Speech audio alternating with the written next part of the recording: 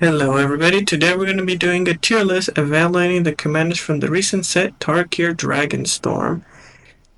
This tier list is going to be divided in two parts. The first part is the ranking from the commanders that just released, and the second part is going to be the predictions for the release of the new commanders that will be in the Alchemy set. They'll release on the 29th. What and my predictions. So how is the tier list? What are the subsections? The first category is strongly recommend. In this category, it can be all the commanders that are pretty good on their own. They have had a good experience playing them, and they are pretty strong into the entire field. They are very just good and most importantly, they have good staying power, regardless of which opponents they play. Good are commanders that are also pretty. They have good win rates. They are pretty strong on their own, but they have a certain weakness. Either they're weak to a certain matchup, or due to being stuck in certain color identity, they have a lot of problems they need to solve. Decent are commanders that require a little bit too many conditions to be able to execute to get a win, but from time to time they will be able to execute them and get wins. Good in the 99 are commanders that are pretty useful, but they are significantly better in the 99 of a deck instead of a commander. And replaceable are commanders that, yes, you can make a deck. They are okay. You may get wins, but 9 out of 10 times it is more likely if you replace that commander with another of the same color identity, you're going to have a higher win rate. So let's begin. Alright. For the first commander from white, we have Anafenza, Unyielding Lineage. So I actually tried brewing with this commander. It's okay. It allows any removal that's not into your commander an even 2. Because it's another, you get to endure 2, make a 2/2, or put 2 counters on a creature. I tried making a deck and playing it. It is just mediocre at best, unfortunately. You have to protect this commander quite a bit, and the payoff is just not good enough, and they're just significantly better commanders in white to play. So if I have to rate this commander, I'm going to put him in replaceable. As for the tier list, I have strongly recommend, which are commanders I really liked, and you're probably going to have a really good time if you craft them yourself. Good are pretty good commanders, but they have some flaws. Either the queue is too oppressive because they play against very difficult decks, or they are strong on their own, but require quite a bit of wild cards. So they're still quite powerful. Decent in this category are commanders that are good. They're okay. You can definitely get a couple good games here and there, but nothing special. Good in the 99, pretty much commanders that are absolutely great to put in the deck, but as a commander, they're okay. And finally, replaceable, which is you can make a deck and play them, but you can pretty much swap that commander for something else, and it most of the time will be better. Okay, for the next one is Elspeth Stormslayer. This Planeswalker is quite good. It makes tokens, doubles your tokens, gives your tokens flying encounters, and is also removal in a Planeswalker. It costs 5 mana, but it is very good. It's quite powerful. And right now, it is in a pretty good queue. But there's a problem. You're stuck in mono white. What's the issue of being stuck on mono white? First of all, draw. There are, I would say, very few 3-4 ways to draw. They cost 3 mana and require you to have tokens. It's once per turn, so it's pretty limiting. So that means you're playing a control deck, most likely. You want to play the tokens. You need to have an excellent mulligan phase, and need to draw pretty consistently your lands, the spells you need, with limited card draw. So when you're playing mono white control, you have two extremes. Either everything goes perfectly, great mulligan, you draw what you need, you feel unstoppable. But then you have those games you're missing land drops, you're not drawing what you need, you have maybe too many lands, and it feels tough. I will say that's the big weakness of just being mono white. It's not really Elspeth's problem, it's just being stuck on a single color, especially in white. So you have to put in the list. I think I'm gonna put it in good. It's a good commander. I put it top of good. The best are in the left. I'm gonna put from left to right.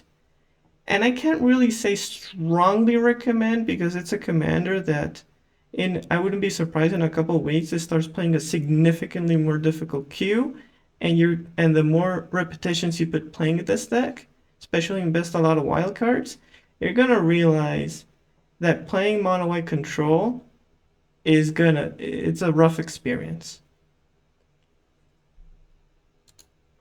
So let's continue on with Taigam, Master Opportunist. He has Flurry, and he's gonna have 4 suspend counters. So let's say you play 2 spells and they have 4 suspend counters, and in a couple turns you get the spell back. You make a copy and a cast. In principle, it doesn't seem too bad, and you can maybe play a Time Warp or a Batmass bounce effect and get another one later. The problem is you're stuck in mono blue, so you're starting in a difficult spot, and this commander needs to be protected, otherwise it doesn't do the flurry effect. It is just so much work to have a medium reward. Into aggressive decks, you will just lose, and control decks can just on repeat target this commander, and then you do a whole lot of nothing. So I'm gonna put him in replaceable. Not that great. Next is Sidisi, Regent of the Mire. He has an activated ability to sacrifice a creature, and then can return one that costs 1 more, and activate only as a sorcery. It's an interesting commander. You can do some cute stuff where you have small creatures and each turn you make them larger and larger, but it's a lot of setup.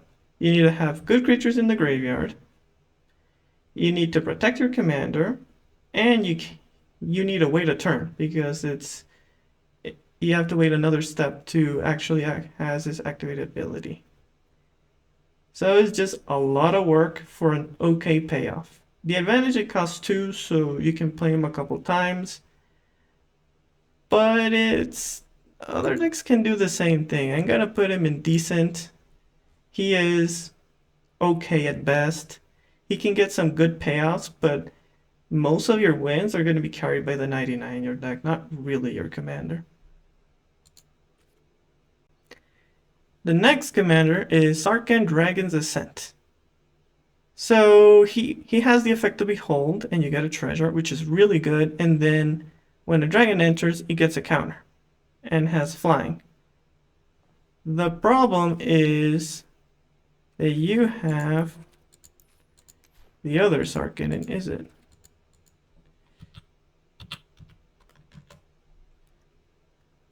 Sarkhan Soul of Flame. Sarkhan Soul of Flame makes your dragons cost cheaper. He becomes a copy of a legend and doesn't have the legend rule for, let's say you play a legendary dragon and you're in blue and red, so you have access to more spells. Sarkhan Soul of Flame is just a strictly better version than Sarkhan Dragon's Ascent. That said, in a dragon deck, Sarkhan is very good in the 99 in a dragon deck. I'm going to put him excellent on the 99. But as for Sarkhan Soul of Flame, he's pretty solid. I would definitely want to play the better Sarkhan, and is it? He has access to counter magic, removal for the early game, and then protect those dragons at each other's turn. Plus, he discounts dragons. He got very good upgrades from this set. And for Sarkhan Soul of Flame, I actually going to put him good. He is quite nice. For strongly recommend, not really, because he's pretty expensive. And you run into the problem that you need to draw well with this guy. If you don't draw well, you have to play him. You always need to protect him, so that's a big problem. And you need to consistently hit your dragon so you have the payoff. So if you miss any of those criteria, you're going to be in a bad spot. But he's solid. Next for Tersa Lightshatter. This lets you, this guy, an orc wizard, enter, discard up to 2 cards and draw that many, and then if there are 7 or more cards in the graveyard, you choose a card at random and get to play it this turn. The problem is you're in mono red.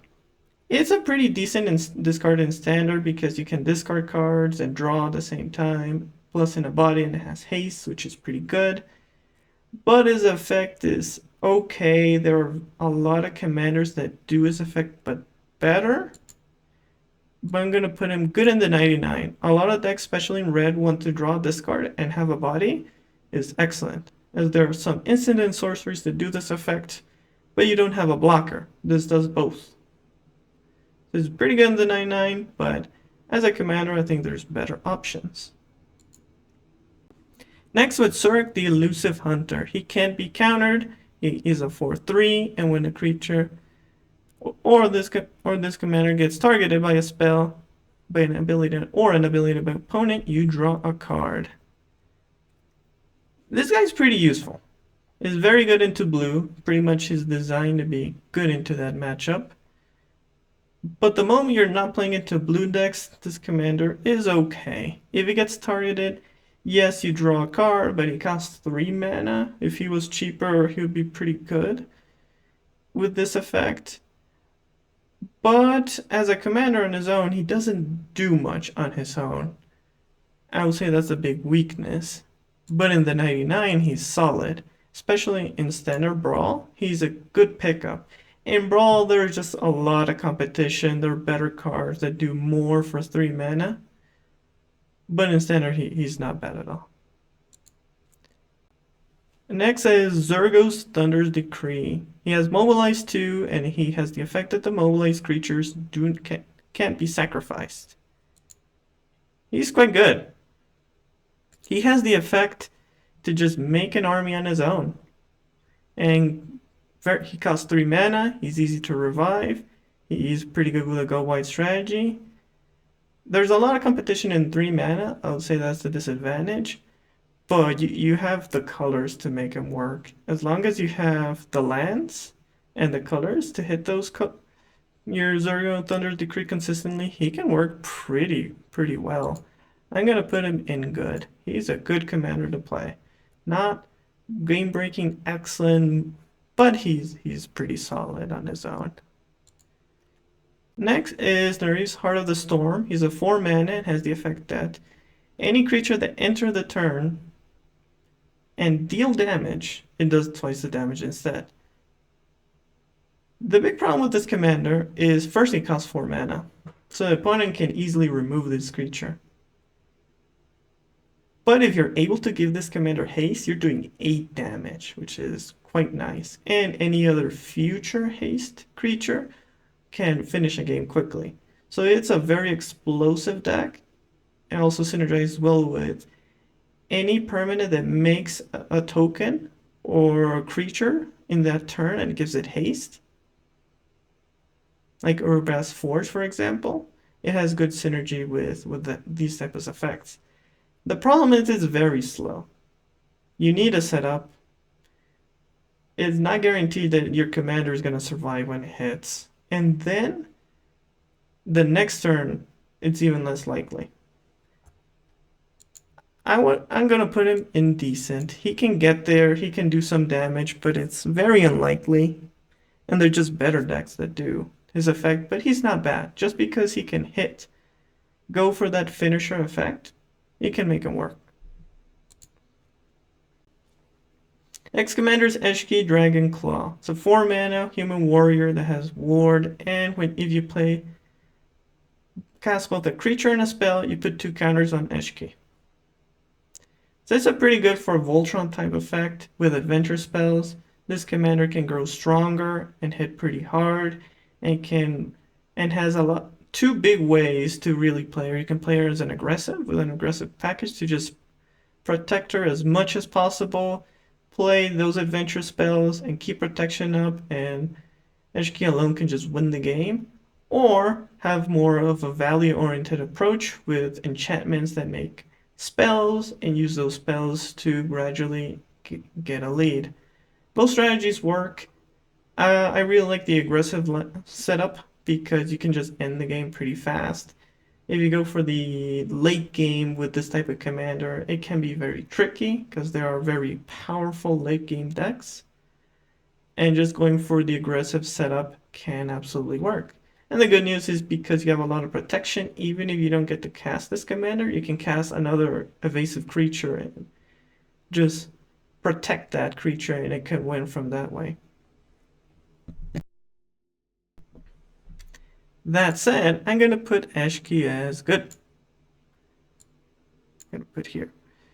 Eshki is pretty decent. The disadvantage would be it costs 4 mana, not 3. 3 would be very good for this type of effect. 4 mana has the problem that there are certain matchups where you just do not have time to play Eshki, protect Eshki, and then go for the hit. You have to pretty much put all your resources in another creature, and it usually feels pretty bad. But if you ever get the time to set up, she's quite nice. Next commander is Ureni, the Song of Unending. It's an 8 mana 10/10 dragon that has protection from black and white. And when it enters, it does X damage, which is the number of lands you have in play. It is an excellent commander. I really liked it when I played this dragon deck. If you want to play a full dragon tribal with only dragons and a ramp in interaction, it does the job. I would definitely say Ureni can even compete with Miriam, which in the past having competition for that dragon would seem a bit crazy, but this is a very, very powerful commander. Its only matchup I would struggle with when playing this deck is aggro.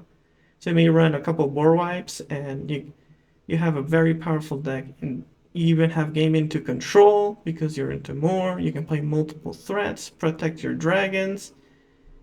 It is an excellent commander. The only disadvantage is you're playing dragons, and dragons are expensive. They cost a lot of mythic and rare wildcards. But if you're gonna go all out to make a dragon deck, Ureni is definitely your go-to.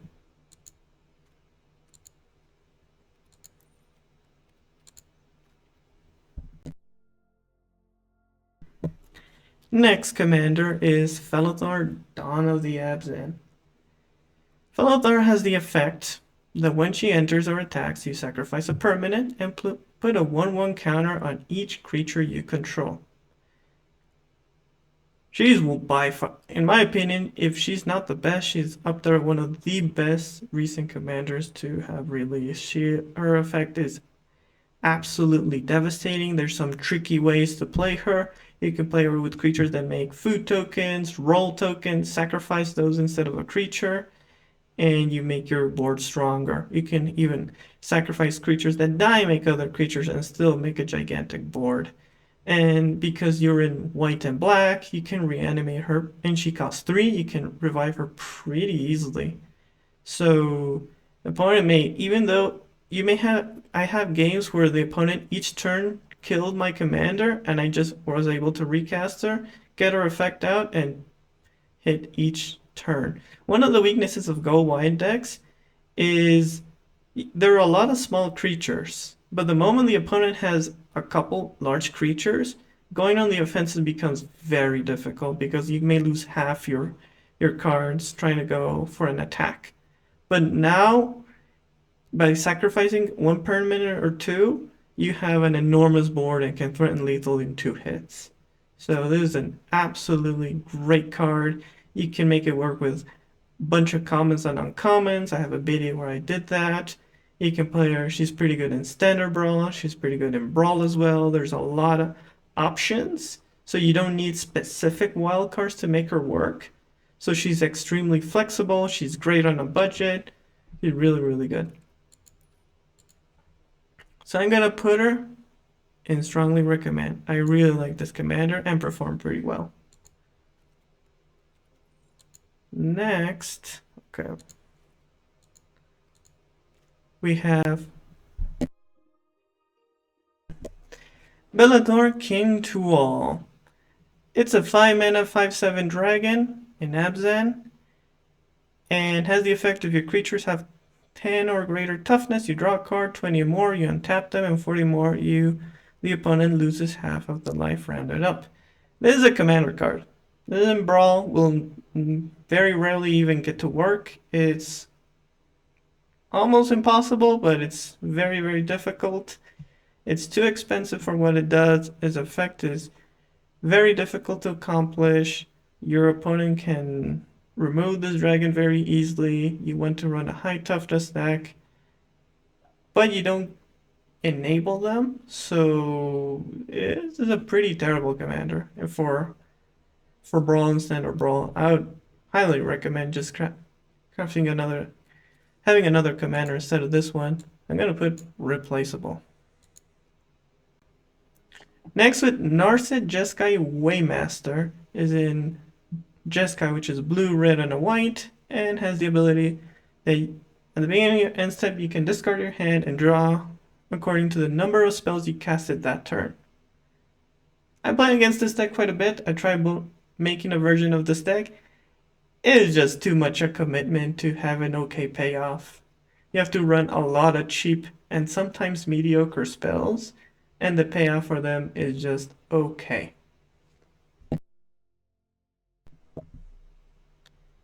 I much rather recommend just playing another Jeskai card. It's just too much work for an okay payoff. I'm gonna put it in replaceable. Next one is Shiko, Paragon on the Way. It's a 5 mana 4/5. It has the effect to exile a non-land card with mana value 3 or less from your graveyard. You can copy it and without paying its mana cost. It's an interesting commander.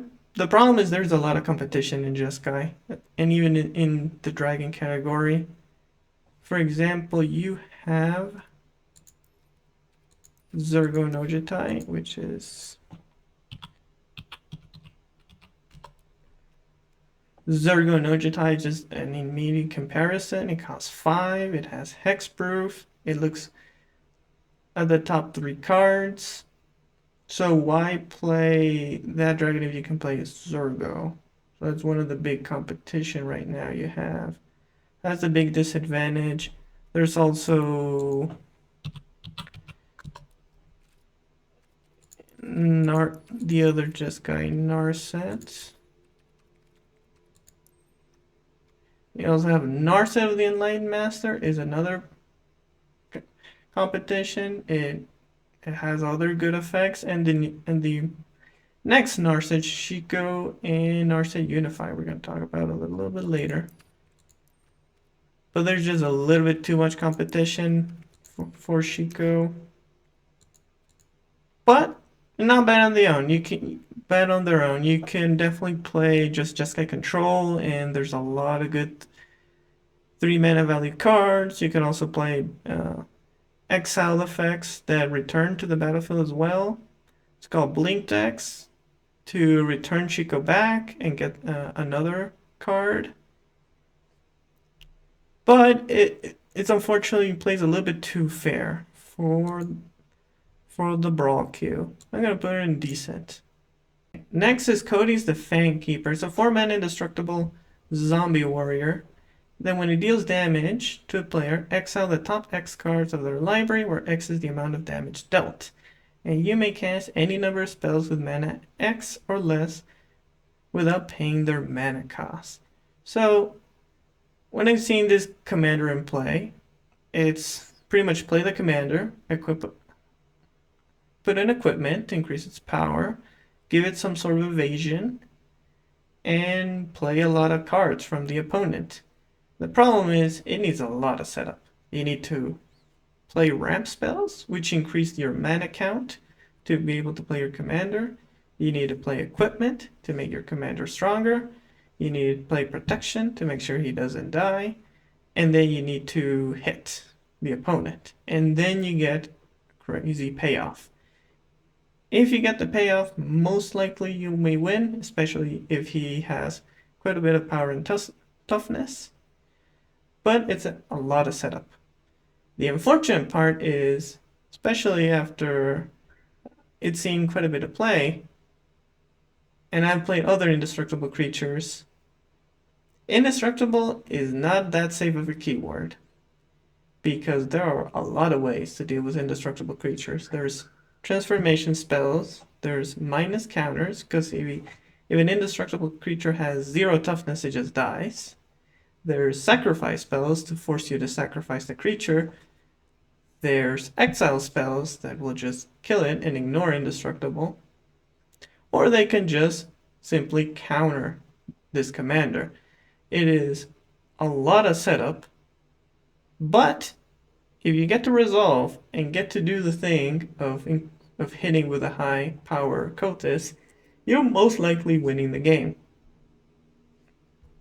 That said, it is an okay commander, and my times playing with this commander, I've had a pretty good win rate. It's pretty bad into black decks, even though indestructible protects you from a lot of destruction spells, but there are many ways in black to deal with this commander. It's bad into blue, because counter magic, and even if you have creatures that give it uncounterable, the opponent will just destroy them. It's bad into white because they're full of exile. So you only have 2 colors where it is actually good into. And there's no guarantee that they may just play big creatures and outrace you. As to where to put him, it is tricky. Because I think he's not bad. I'm going to put him in top of decent. Put him top of decent. He is okay at best. There's a lot of ways to interact. But if he gets to resolve his thing with a lot of setup, you are winning the game. But it's a lot of work for a great payoff, but it's a little bit too much to make this guy work. Next is Teval, Arbiter of Virtues, a 5-mana 6/6 dragon with lifelink, and it has spells you cast have Delve. So Delve is each card you exile from your graveyard while casting the spell pays for 1. But it has the downside: whenever you cast a spell, you lose life equal to its mana value. This dragon is interesting because it has the advantage if it by some miracle survives a turn, which in Brawl is difficult, you're most likely winning the game. Because you can play extra turn spells for very cheap, you can play a Cyclonic Rift for very cheap and just have an undisputable board. You have extra turns, removal, a bunch of card draw, or a gigantic creature, especially if they're cardless.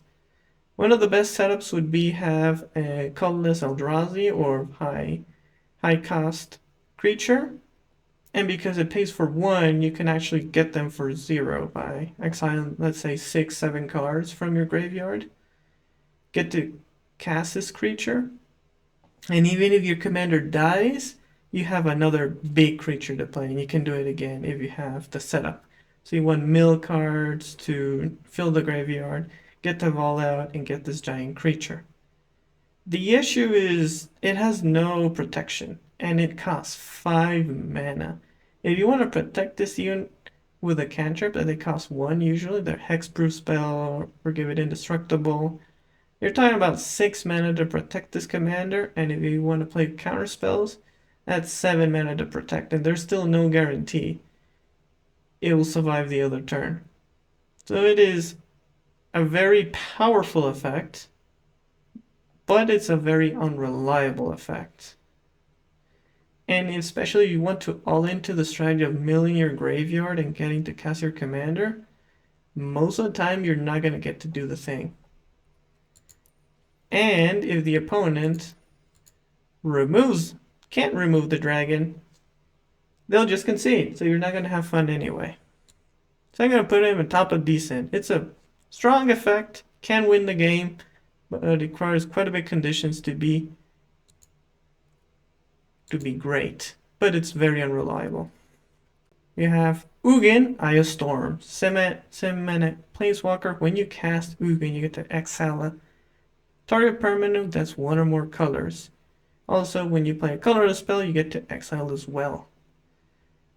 You have the +2 that lets them draw and gain 3 life, or 0 to get 3 colors. The ultimate is you get to search any amount of colorless and play them for free, but it's not really that relevant for its. The other effects are a lot scarier. Ugin as a commander, he's okay.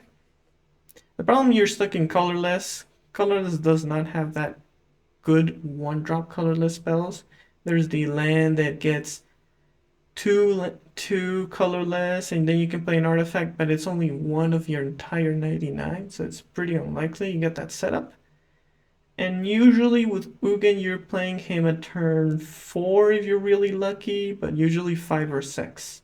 That's pretty late in the game for the effect. That said, because you have a lot of colorless spells, you're normally exiling 2, even 3 spells. The issue is you're super slow into aggro, so you're going to lose to aggro. White has a lot of ways to exile your ramp, or even your creatures to block, so very unlikely you're going to beat them. Green has faster ramp, so you can get giant creatures before you play your Planeswalker, and it will just lose. Blue can just straight up counter either your ramp or your commander, and the only matchup you're actually pretty decent is into black, but black has a lot of ways to make you discard, so it's not guaranteed. So as a commander, he's okay. But in the 99, especially in the green deck, this card is crazy. It's very good. So I'm going to put him in the top of the 99. Green decks are extra scary now, thanks to this commander. So these are my rankings for part 1. So stay tuned for part 2. We will continue evaluating and my predictions of the future cards I will release this next Tuesday and my thoughts. If you enjoyed the video, make sure to like and subscribe and comment below what are your thoughts. You think one of the commanders should be ranked higher or lower? What are your suggestions for any possible change? May have better experiences with the commanders in this list. Thanks for watching.